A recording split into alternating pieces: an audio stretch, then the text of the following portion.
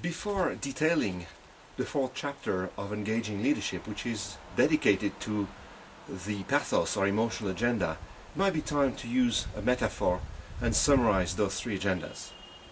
Taking the car or vehicle metaphor, logos is the GPS.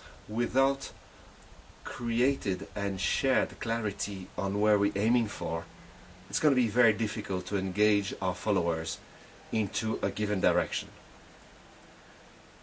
The ethos, the leadership agenda, is going to be the support to our strategic intent. It's the body of the car. We know where we want to go, and now we need to physically demonstrate as leaders that we are moving, that we walk the talk and move in the direction of the strategic agenda.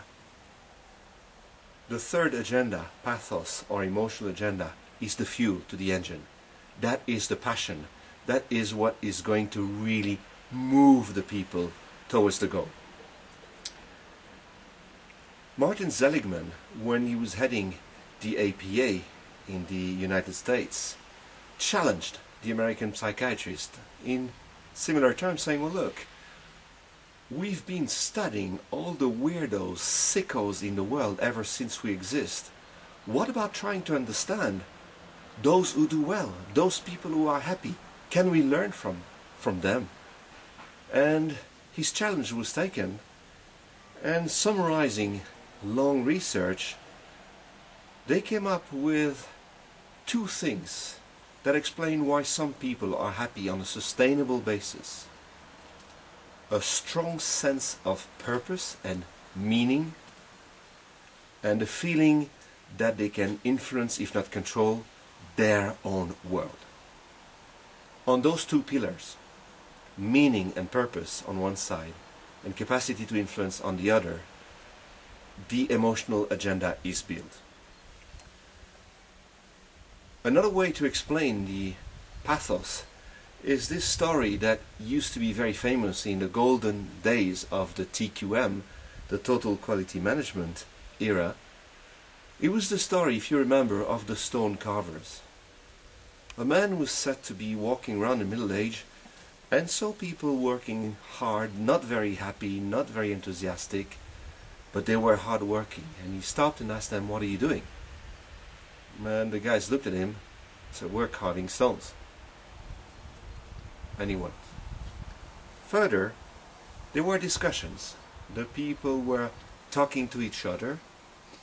There was a bit more energy, and he asked them the same questions. What are you doing? And the people responded to him, don't you see?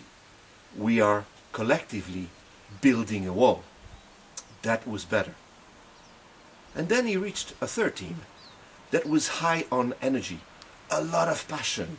People were up, down, moving. There didn't seem to need to be a leader constantly there to motivate the troops. And he asked them, what are you doing?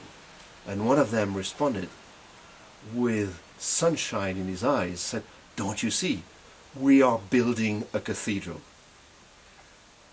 That is a great example, in our views, a fantastic metaphor on the emotional agenda. This is really about a sense of purpose and capacity to influence.